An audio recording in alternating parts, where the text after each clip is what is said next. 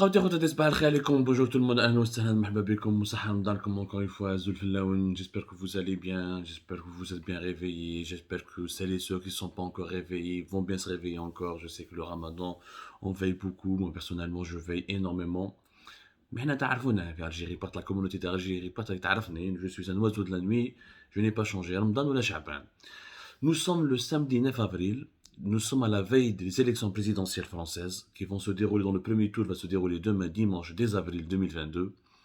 Ouais, les élections présidentielles françaises ont une importance vitale pour les Algériennes et les Algériens et pour l'Algérie. Une boutade même, tout à l'heure je vais revenir sur cette boutade et l'expliquer encore davantage avec plus de précision. Les élections présidentielles françaises ont peut-être plus d'impact sur le quotidien des Algériennes et des Algériens que les élections qui sont organisées en Algérie elles-mêmes. يعني les élections اليوم qui sont organisées في بلادنا ما عندهمش أهمية كما هذا الفوت تاع les élections françaises تعرضوا إن شاء الله je parle des présidentielles. يعني الفوت تاع فرنسا عنده أهمية كتار الفوت تاع الجزائر. Bon, نروحوا étape à étape, faut consacrer une série d'émissions sur l'importance et les enjeux de ces élections présidentielles françaises, et ces enjeux pour l'Algérie, les intérêts que pour l'Algérie et les répercussions probables et potentielles sur les Algériennes et les Algériens. Première émission, نبداوها اليوم. Une thématique très importante pour les élections françaises, dans toutes les élections, tous les scrutins présidentiels depuis de longues années. Sauf que la thématique, elle a outrageusement dominé les débats. C'est la thématique de l'immigration. L'immigration, et notamment de l'immigration algérienne. L'immigration algérienne a toujours été un enjeu majeur pour les candidats aux élections françaises présidentielles. La campagne électorale, le phénomène Éric Zemmour, Marine Le Pen qui monte en puissance, l'extrême droite, la droite française qui a musclé encore davantage son discours. On a même vu des partis de la gauche française qui ont commencé à s'exprimer de manière plus sévère, plus radicale sur l'immigration. D'abord, les Algériens constituent la première communauté des Algériens installés en France. Enfin, la première communauté des étrangers installés en France. Le nombre des Algériens n'a jamais été déterminé avec exactitude, parce qu'en France, il n'y a pas de statistiques ethniques. Contrairement aux États-Unis, là en Amérique du Nord, là au Canada par exemple, il n'y a pas de statistiques ethniques en France. C'est-à-dire on n'a pas le droit de comptabiliser les êtres humains, les citoyens français, selon leur origine ethnique. Par contre, on les comptabilise selon leur lieu de naissance. Mais le lieu de naissance n'est pas un critère fiable, parce que إذا عندك اليوم 800 000 900 000 Algériens qui se trouvent en France mais qui sont nés à l'étranger, en Algérie, ça ne veut rien dire, parce que tu as beaucoup d'Algériens qui sont les fils ou les filles d'Algériens et d'Algériens, dont les parents eux-mêmes sont nés à l'étranger. Avec beaucoup de franco-algériens, tu as beaucoup d'Algériens qui sont nés à l'étranger mais qui ont été naturalisés français. Avec beaucoup de Français qui sont d'origine algérienne, dont les grands-parents sont algériens mais ils ne sont pas encore algériens. Avec les pieds noirs, avec les harkis, avec les clandestins, avec les harakas, très compliqué. Mais on peut dire que globalement, la communauté algérienne en France, c'est au-delà de 3,5 millions de personnes. Au bas mot, 3,5 millions de personnes. Si on doit compter toutes les personnes en France qui ont une relation directe ou indirecte avec l'Algérie, on est vers les 6 millions et quelques jusqu'à 7 millions. Les pieds noirs, les descendants des pieds noirs, les descendants des harkis, etc. Bon. Quand on compte les pieds noirs, les descendants des harkis, avec tous les descendants des premières vagues migratoires. Mais le sujet تاعنا chez moi, le nombre des Algériennes ou des Algériens en France. Le sujet où l'immigration en France constitue un problème aux yeux des candidats aux élections présidentielles en France, et pourquoi à chaque fois qu'on parle de l'immigration en France, on pointe du doigt l'Algérie. Même si les Algériens sont les plus nombreux, il y a d'autres, les Portugais, les Espagnols, les Marocains, les Tunisiens. Parce qu'entre l'Algérie et la France, il y a une histoire particulière. C'est le fameux accord franco-algérien qui a été signé en 1968. وهذا l'accord, نحكوا عليه شوية اليوم. Il a été signé le 27 décembre 1968, et c'est grâce à cet accord que les Algériens ont pu immigrer massivement en France, et on peut s'installer aussi massivement en France pour devenir la première communauté des étrangers, la première communauté de ressortissants étrangers, ou la première diaspora étrangère en France. هذا l'accord بزاف الناس يسمعوا به mais حتى واحد ما على بالو واش كاين فيه. Surtout les Algériennes et les Algériens ne s'intéressent pas beaucoup à cet accord. L'accord a été signé effectivement le 27 décembre 68, où هذا l'accord permet aux Algériens en France d'avoir des spécificités, des avantages qu'aucun étranger ne peut avoir. Je parle des étrangers hors Union européenne. Les étrangers qui font partie des pays européens ne sont pas considérés comme européens parce que l'Union européenne, maintenant, c'est le même espace économique et le même espace politique. Mais les étrangers hors Union européenne, mais qu'est-ce qu'ils ont les avantages, les Algériens et les Algériennes, à la France. Où je vois dans l'accord. Et vous par exemple, l'entrée des Algériens en France est facilitée. Les conditions d'entrée régulières et non visa de long séjour pour la délivrance des certains titres de séjour. Pour tous les Algériens qui veulent entrer régulièrement en France, ils ont des facilitations une fois qu'ils sont en France.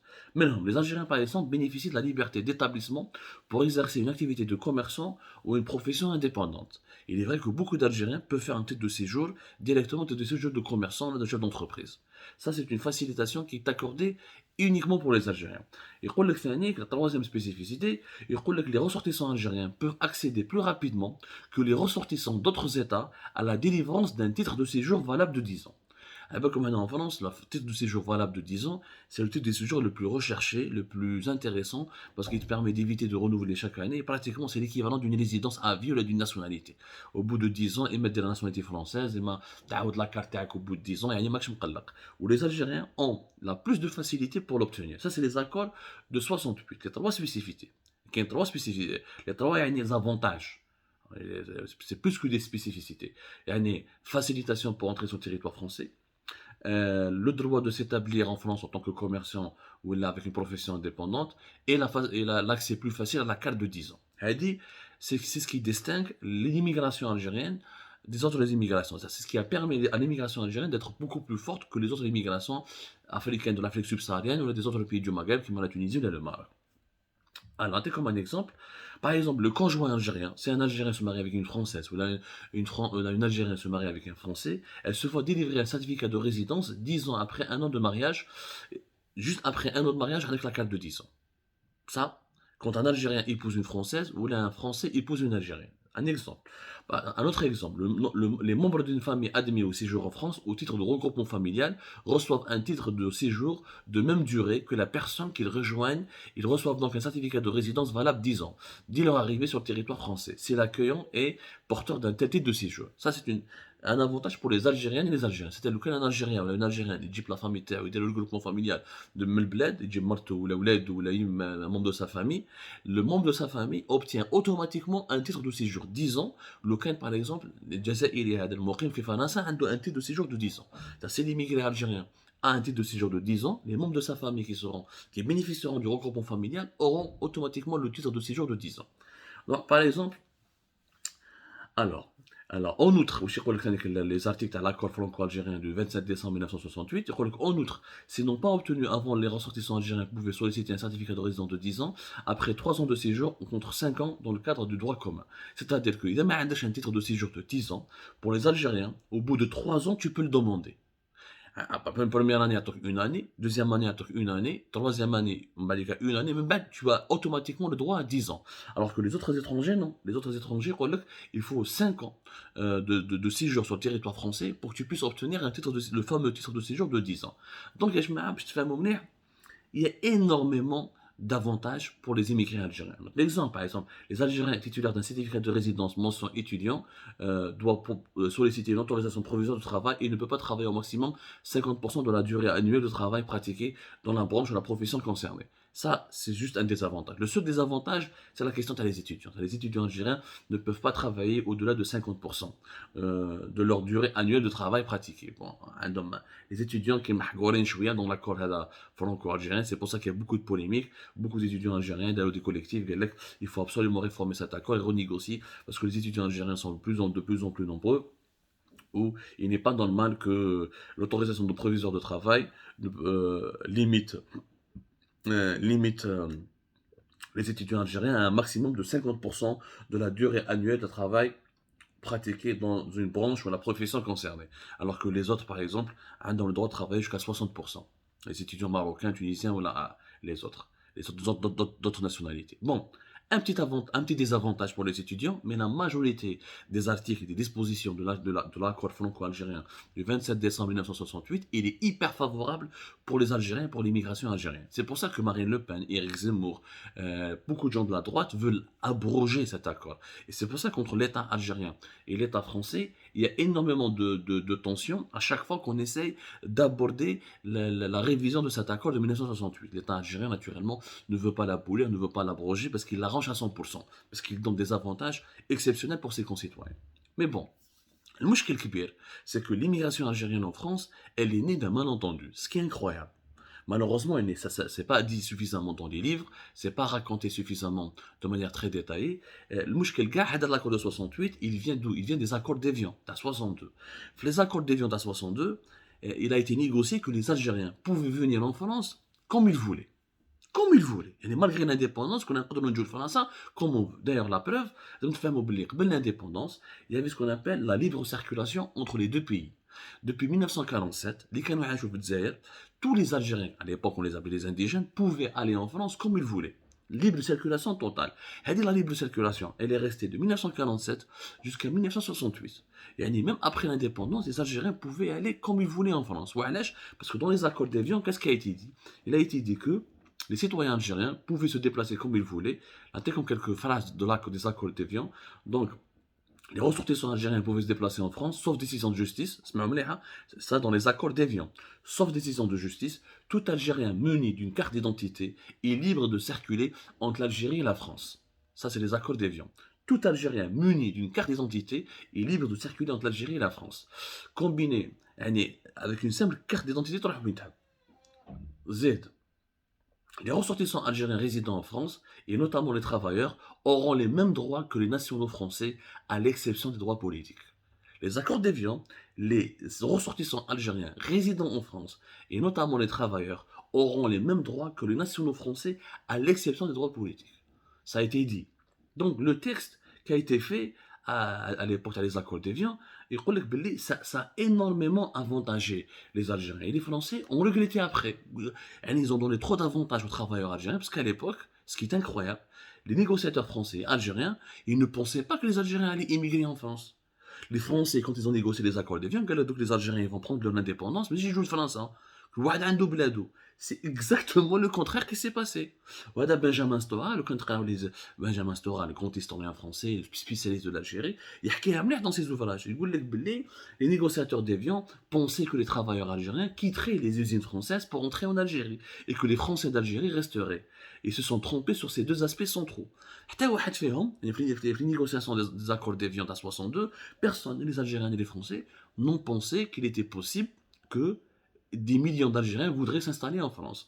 وكي نشوفوا les chiffres تفهموا في التاريخ واش يعلمنا التاريخ يعلمنا l'histoire nous apprend يا جماعه باللي l'immigration algérienne a commencé rapidement juste après l'indépendance. Je vais vous donner un chiffre que j'ai trouvé au cours de mes recherches. Sur le nombre, on est arrivé à la fin de l'indépendance à plusieurs milliers de personnes se sont déplacées en France depuis l'Algérie et juste après l'indépendance. Voilà, le chiffre. Alors, 70 000 Algériens quittaient l'Algérie par semaine pour aller en France au dernier trimestre de l'année 1962. 70 000 Algériens. Des Algériens, mais chez des pieds noirs ou des Europes, des Français d'Algérie. Non, des Algériens. Il y a les Algériens, entre guillemets, mais ceux qu'on appelait les indigènes avant l'indépendance. 70 000 Algériens chaque semaine qui ont au dernier trimestre de l'année 1962. 350 000 Algériens ont quitté l'Algérie indépendante en 1962. La première année de l'indépendance, les Algériens, ils ont préféré s'installer en France. Et ça, ni les dirigeants algériens de l'époque, les premiers dirigeants d'Algérie indépendante, ni les dirigeants français à l'époque n'ont pas compris ce phénomène. Bon, réellement, les historiens m'ont dit que les Algériens l'ahgo jusqu'à 1982, l'ahgo 820 000 personnes. La communauté algérienne voulait 820 000 personnes en 1982. C'est pour ça que, quand les Algériens l'ont eu 68, la France n'a pas le principe de la libre circulation entre les deux pays. يعني ما تدخلش avec son لازملكش هاد الحكايه تطلع la carte d'identité نحاوها. هذه l'immigration algérienne elle s'explique par les problèmes politiques اللي بداو من l'indépendance. باسكو حنا صح عندنا استغلال، بصح الاستغلال غير دينا صاوبنا مشاكل. لارمي ولات لارمي دي فرونتيير ولو كلون تاع وجدة وما ديك بن بلة مع بومدين والكوديتا تاع 1965 ولا روبيليون اللي داروها جماعة العفافاس من 1963. دونك لي troubles politiques on m'a dit on ne raconte pas suffisamment cette histoire malheureusement, mais il y a eu beaucoup de troubles politiques au lendemain de l'indépendance du pays. De 1962 jusqu'à 1965, il y avait énormément de troubles. Ça s'est stabilisé avec l'arrivée de Moumedine au pouvoir. Mais la rébellion du FFS en 1963 jusqu'à la prise de pouvoir par le clan de Oujda, ou comme l'armée des frontières, les anciens éléments tardifs de l'armée française, il y a eu beaucoup de problèmes au sein de l'Algérie indépendante. Ça a poussé les milliers d'Algériens à fuir et à venir en France. Les Français, ils ont regretté. Ils ont regretté les accords d'Israël fait Evian, ils ont renégocié l'accord de décembre 1968. Parce que chez vous, les accords d'Evian n'étaient pas en leur faveur. Chez vous, quand on appliquait les accords d'Evian, les Algériens, quand on jouait ça. Donc, l'indépendance de l'Algérie ne favorisait pas pour autant l'idée que les Algériens voulaient vivre que dans leur pays. On a un rapport compliqué, les Algériens, avec la France, depuis l'indépendance. Mais c'est psychologique, plus, c'est de la psychanalyse. Nous avons vraiment, il nous faut une thérapie. Les Algériens, pour notre rapport avec la France, il nous faut une véritable thérapie.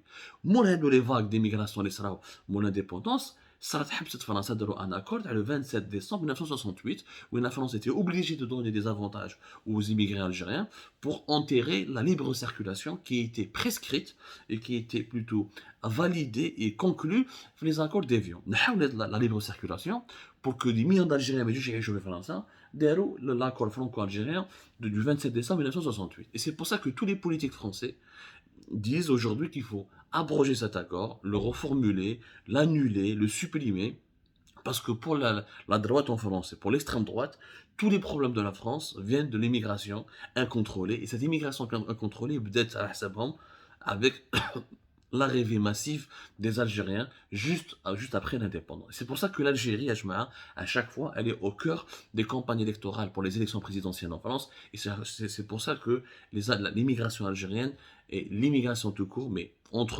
partie, il ne faut pas se mentir, l'immigration tout court en France, c'est d'abord l'immigration algérienne, constitue nourrit des polémiques, où elle déchire les passions en France. Et c'est pour cette raison que l'élection de demain, dimanche 10 avril, va avoir un impact général, parce que quand Marine Le Pen va monter au pouvoir, on en parlera dans une prochaine émission, elle va abroger, réviser l'accord franco-algérien de 1968, et Éric Zemmour, ce sera encore pire. Donc, si Macron n'est pas réélu, tout indiquerait que, et même Macron s'il est élu, il risque d'être obligé de durcir son discours vis-à-vis de l'immigration algérienne et de réviser les accords qui nous donnent à nous les avantages très importants en termes d'installation et en termes de résidence en France. On reviendra dans les prochaines émissions sur les autres enjeux de ces élections françaises par rapport à l'Algérie et par rapport aux intérêts de notre peuple et de notre pays. À tout à l'heure.